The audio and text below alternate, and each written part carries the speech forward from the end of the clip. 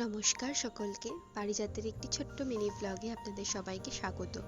এই যে হাঁড়িটা দেখছেন, এই হাঁড়িটা আমরা দই খেয়েছিলাম। জানেন, বাবা না এই হাঁড়িগুলো ফেলে দিতে চাইছিল না, বলছিল এগুলো তুমি রেখে দাও, আমি সুন্দর করে একটা টব বানিয়ে দেবো। ও মা কাজ থেকে ফিরে এসে দেখি যেরকম কথা সেরকম কাজই সুন্দর করে টবটাকে আমাকে বানিয়ে দিয়েছে, আবার সাথে পিঙ্ক কালারটাও করেছে।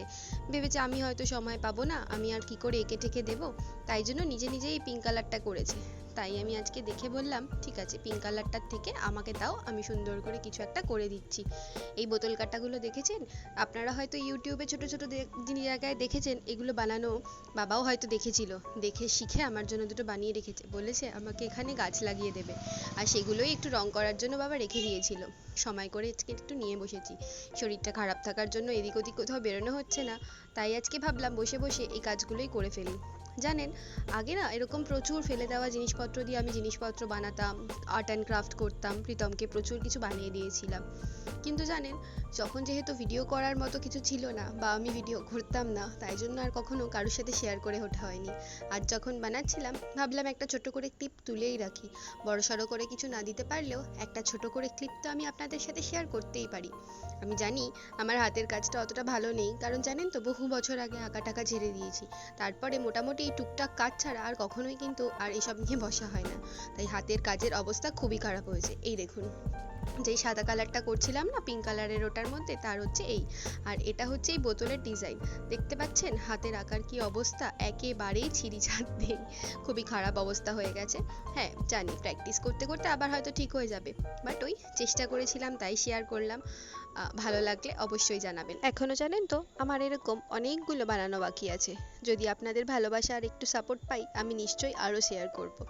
এগুলো বানাতে বানাতে আমি যখন আমার বাড়ির সামনেটা ভর্তি করে ফেলবো, তখনও আমি আপনাদেরকে দেখাবো। জানেন, যখন জিওগ্রাফি নিয়ে পড়াশোনা করতাম তখন কিন্তু এরকম আঁকাঝোঁকা রোজ আমার লেগেই থাকতো। শেষবার আমি একটা খাট বানিয়েছিলাম, মানে জন্মাষ্টমীর জন্য গোপালের একটা খাট কিনে আনা হয়েছিল। সেই খাটটাকে কালার করেছিলাম, সকলে খুবই ভালো বলেছিল। কিন্তু জানেন তো খাটটা না ছোট হয়ে গেছে, আমাদের গোপুসও না একটু বড় হয়ে গেছে। সেই খাটটাও যখন এঁকেছিলাম তখনও বেশ খানিকটা সময় লেগেছিল, আজকেও কিন্তু বেশ খানিকটা সময় লেগেছে। খুব একটা হাতের যেহেতু আর্টের অভ্যাসটা নেই, তাই আমার মনে হয় আমার সময়টা একটু বেশিই লাগছে। যখন প্র্যাকটিস ছিল তখন কিন্তু অনেক তাড়াতাড়ি করে ফেলতাম। আগে জানেন তো অনেক কার্ড বানাতাম, এখন আর সেগুলো বানানোর সময় হয়ে ওঠে না। যখন বাইরের কার্ডগুলো দেখি খুব মনে পড়ে। এই দেখুন, এটা হচ্ছে সেই প্রথম যে পিঙ্ক কালারের দইয়ের হাঁড়িটা আমি দেখাচ্ছিলাম, এটা সেটারই ফাইনাল লুকটা। বলবেন কিন্তু কেমন লেগেছে, যদি ভালো লাগে অবশ্যই আমাকে জানাবেন। দেখুন, এটা আমরা আমাদের সামনে, বাড়ির সামনেটা একটা ফুল বাগান বানাবো বলে ভেবেছি, তার জন্য রেডি করছি। এরকম আরও প্রচুর ছোট ছোট করে আমি অনেকগুলো আর্ট করব ভেবে রেখেছি, আর সেই জন্য সমস্ত কিছু স্টকও করছি।